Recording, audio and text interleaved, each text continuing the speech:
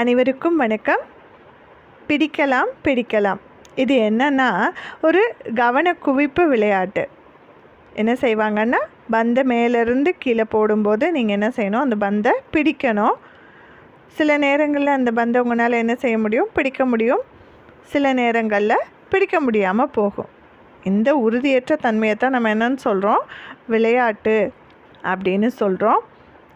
இதில் ரூல்ஸ் எல்லாம் இருக்குது. நீங்கள் விதிகளை பின்பற்றணும். என்ன அப்படின்னா, பந்தை போடுறதுக்கு முன்னால் கையை நீட்டக்கூடாது. சரியா? அப்போ இதில் யார் வெற்றி பெறுறீங்க அப்படின்னு இந்த விளையாட்டை விளையாண்டு பார்க்கலாம்.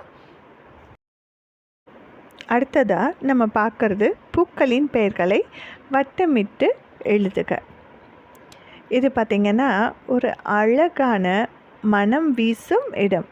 இங்கே அழகழகான மலர்கள் பூத்து சிரித்து நின்றுட்டுருக்கு. அந்த பூக்கள் எல்லாம் காற்று வீசும்போது தலையை ஆட்டி நம்ம எல்லாரையும் பார்த்து வாருங்கள் வாருங்கள் அப்படின்னு நம்ம அழைக்கக்கூடிய அந்த இடம்தான் என்ன அப்படின்னு பார்த்திங்கன்னா பூங்கா. அங்கே உங்களை மாதிரியான சின்ன பசங்க, சிறுவர்கள்லாம் போகிறாங்க. நிறைய பூக்களை பார்க்குறாங்க. அதோட அந்த பூக்களுடைய நண்பரையும் அங்கே பார்க்குறாங்க. அவங்களுக்கு எல்லாத்துக்கும் ஒரே மகிழ்ச்சி.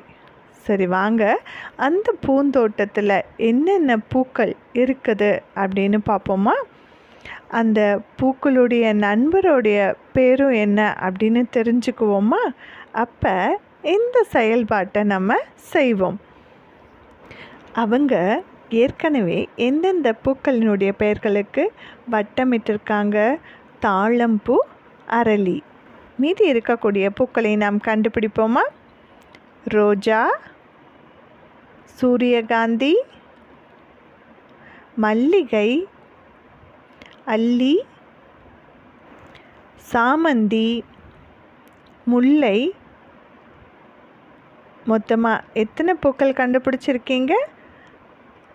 அந்த பூக்களோட பேரெல்லாம் நம்ம இங்கே எழுதுவோம்.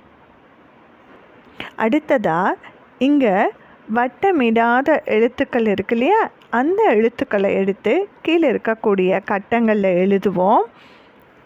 அந்த எழுத்துக்களை முறைப்படுத்தி எழுதணும் அப்படின்னா நமக்கு பூக்களினுடைய நண்பர் பெயர் கிடைக்கும். நீங்களும் கண்டுபிடிச்சிட்டிங்களா அந்த நண்பர் யாருன்னு? சரியானு பார்ப்போமா? சரிதான். அந்த நண்பர் யார்? வண்ணத்து பூச்சி.